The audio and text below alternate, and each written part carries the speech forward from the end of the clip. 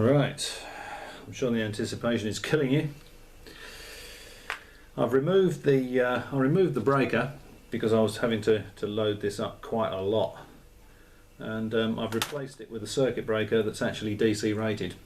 This one's rated 240 volt AC, 50 volt DC, 25 amps. Okay. Now I've just been playing around with some wire, and I've got some wire here that's going to pull about 40 amps through it. And it should make it trip. It should make this trip. Now, if the battery bursts into flames or blows up in my face, actually you won't be able to call the emergency services and send them to the dwelling of VK6CS because in the book I'm a PO box, but never mind. I was looking around on YouTube. There's some interesting stuff.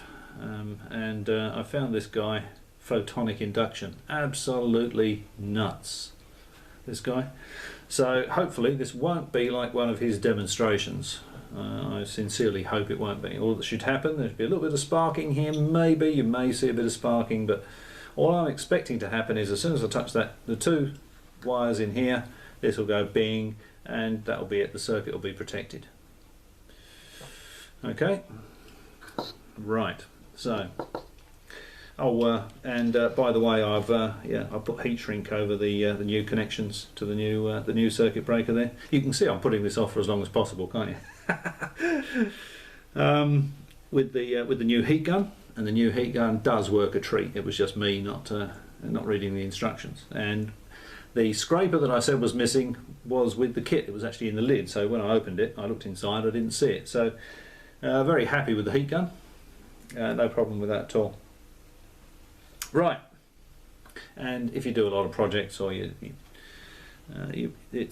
well worth getting one of those, because putting a bit of heat shrink on there, it's very easy to do, and it protects it and makes it look nice as well.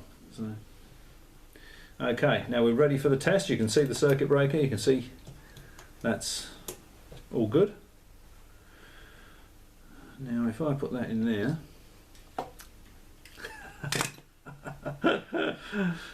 If I put that in there, I haven't tried this. If I put that in there, like that, and then I touch that one in there, like that,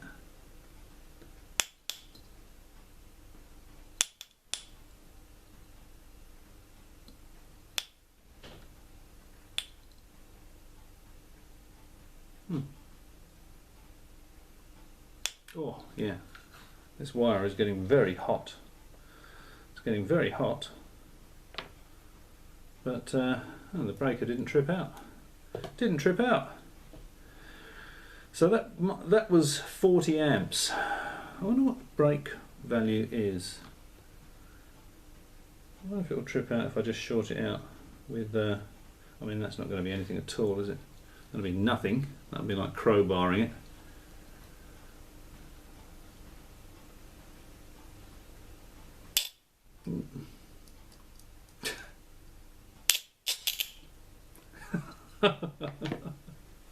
It still didn't trip. I don't believe it. I don't believe it. I don't believe it. Alright, well, it's getting late. I'll figure this out another time. But I think I'll post this video because it's a good example of how not to test it. So just by putting a bit of wire across it, it's melted the ends of the wire. Just by putting a bit of wire across it, and that's pretty hot, there's plenty of current coming out of this battery. But my 25 amp circuit breaker didn't trip. I'm not impressed with that at all, especially after I've removed this, because I had to really load this up to get it to trip. I'll probably find that this would trip before this does. Now that I've blooming well removed it. But this is brand new. Bought it today. 25 amp 50 volt DC circuit breaker. Unbelievable. If I put a, mind you, if I twisted those together and then plugged it in, it'd trip. I'm sure of it. And I suppose really, it's short circuit protection is what's required. you know, with a portable arrangement, or, you know, if you've got the stuff lying in the car.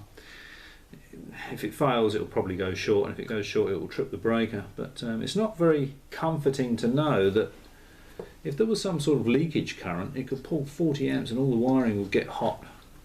I wonder. Yeah, actually, this is pretty warm. This it's a really good battery.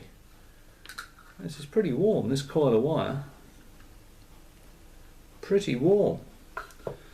Let's see what it's done to the volts.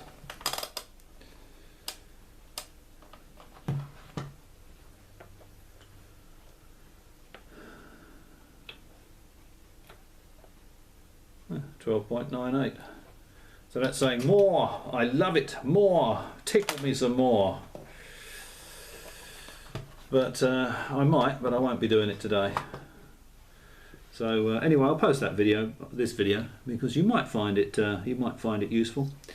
If you're trying to find out, if you're trying to test the protection on your mobile portable radio setup, you might be testing it in the same way and find it useful to see that someone else is getting the same results as you, because you'll be scratching your head wondering why your 25 amp breaker is not tripping out when you're putting a 0.4 ohm load across it, and should be drawing. I'm not dreaming, am I? Let's turn this on. So it's, let's say 13 volts, right? Divided by 0. I think it was 0.3, wasn't it? Equals 43. That should have been drawing 43 amps. So unless it's got to draw 43 amps for a certain period, for a certain amount of time, just to warm this up maybe, so that it will actually trip. Or if you did it with a dead short crowbar with a, you know, big thick bit of thick cable like that, just stuck that in there like that, it'd probably just go boom, because the instantaneous current would be so high. As soon as you plug it in, it'd trip, or it should do anyway.